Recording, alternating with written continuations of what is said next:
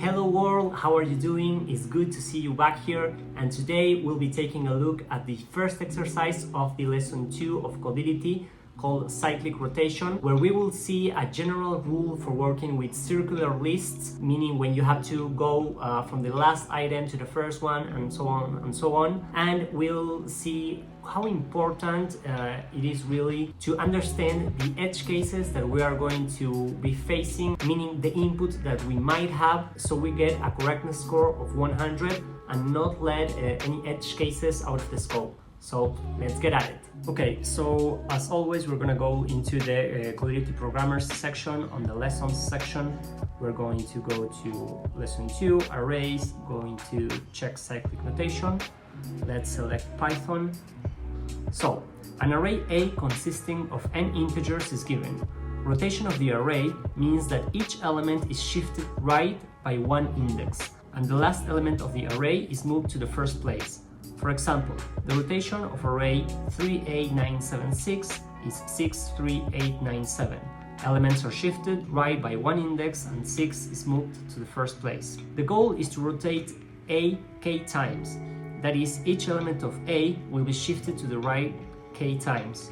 So write a function that receives A and k that, given an array A consisting of n integers and an integer k, returns the array A rotated k times.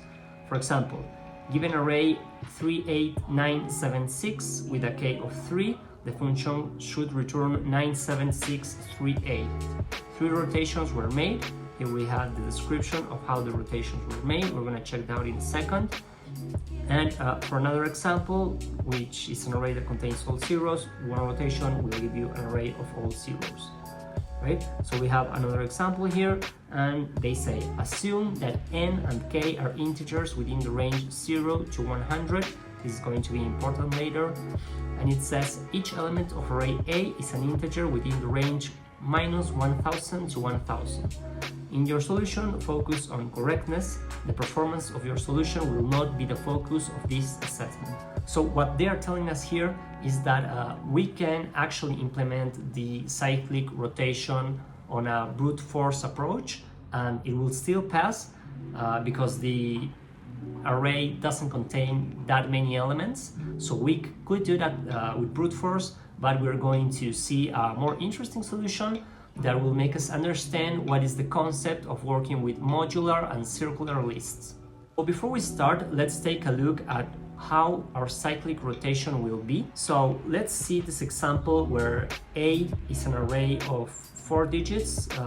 We typically start the arrays counting from 0. Just for explanation purposes, we'll start at 1, so it's easier to understand. So in this case, when there are no rotations, in this specific array 8976, 9 is on the second position. After one iteration, 9 is shifted to the right, now it's on the third position.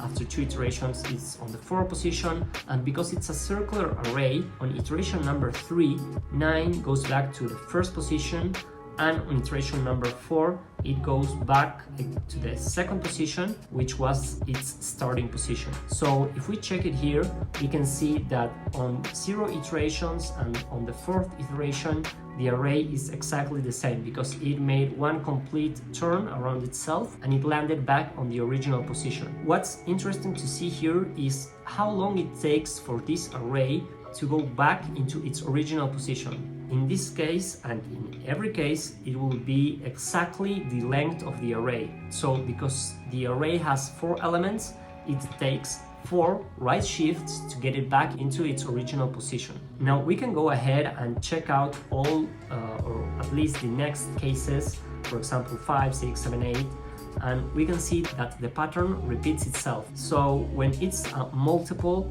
of the length of the array, it goes back to its original position. With this in mind, we can get into a more general rule and understanding that every time the array is shifted k times, where k is the length of the array, in this case 4, we go back to our original position. So we can get this general rule for circular operations that any k operation will be the same as the k operation mod the size of a. So any function that takes a and k as parameters will output the same result as the function that takes a and k mod the size of a as its parameters. So we're gonna go ahead and start this exercise, avoiding all the unnecessary cycles and just using the circular operation for a. So we're gonna go ahead and hit start the test. We're going to select Python, and we're going to start our exercise by knowing what is the size of A. So the size of A will be the length of A. So we're going to go ahead and do what we just did on the explanation, and that is take from K the modular operation of with the size of A, meaning we are going to subtract the size of A as many times as it is needed to get our K that's between 0 and the size of A. Now to solve this, we're going to need to understand where is our breakpoint. So we're going to need to know where is our breakpoint, right? What is our breakpoint? Our breakpoint is the point where the array is going to be divided, and the right side of that division is going to end up at the beginning, and the left side of that division is going to end up at the end. So for example, let's see the first case where we have array A that's 8976, and for K3 is going to be 9768. So we're going to need to understand our breakpoint. So in this case, our breakpoint will be the size of the array minus K. If we look at this, in this case, the array is size 4, and for K equals 3, 9 it's ending at the first position, or it's starting at the first position. So our breakpoint will be between 8 and 9, where the right side of that breakpoint will end up at the beginning and the left side will end up at the end. In this case, it will be 1, the position 1, where the 9 starts, and we'll have the division at point 1, where 967 is going to end, or sorry, 976 is going to end up at the left side, and 8 is going to end up at the right side. So let's go ahead and do that, and we're going to have that our breakpoint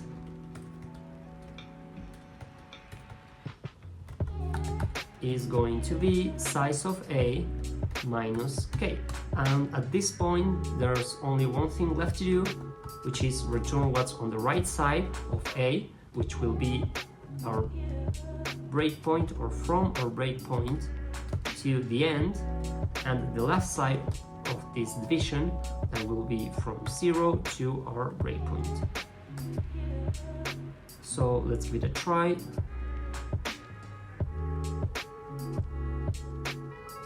Oh yeah, of course, we have a K is major.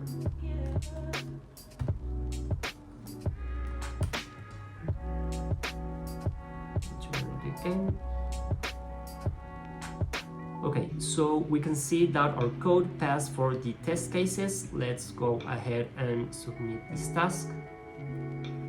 And we got the results back, and as we can see, we got an 87% task score and an 87% correctness score. And if we check at the examples here, we can see why this failed, and we can see that it failed for the case of an empty array. And this is why it is really important to test the edge cases of our algorithm, meaning what are the extreme cases that could get into our algorithm that could break it. And in this case, it happened because we didn't take into consideration what happens if the input is an empty array. So let's go back at the code and see why this fails and how we can fix it. Okay, so this is where we were at, and if we do the analysis, if size of A is 0, like it will be for an empty array, K mod size A will still be K, and our breakpoint here breaks, right? Because size of A is 0 and K could be whatever number, and 0 minus whatever number will be a negative number, and when we try to access A from the breakpoint to any point, it will fail because breakpoint is a negative position which doesn't exist on an array. So this is why our exercise is failing, right? So the solution here is pretty simple. We are going to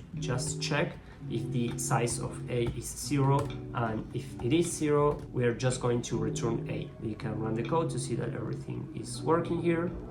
And we are going to go ahead and submit the task again. And as we can see here, we got our results back. Now this time we have a task score of 100, and we can see that it doesn't fail for an empty array because we are now controlling it. Okay, so that was the exercise. It was really simple. The complexity time is 0.1 because it's constant. We are not going to any cycles. So we saw here on this exercise that we can use the mul operation to handle circular lists and get back to the origin point where k was 0 when we had to do several cycles on the circular list to avoid making all of those extra cycles and calls that are not really necessary, are just going to iterate over things that were already iterated over, and it's not worth it, really. And the second important thing that we saw in this exercise is to be mindful of the edge cases, where in this case the length of A could be between 0 and 100, and we weren't taking into consideration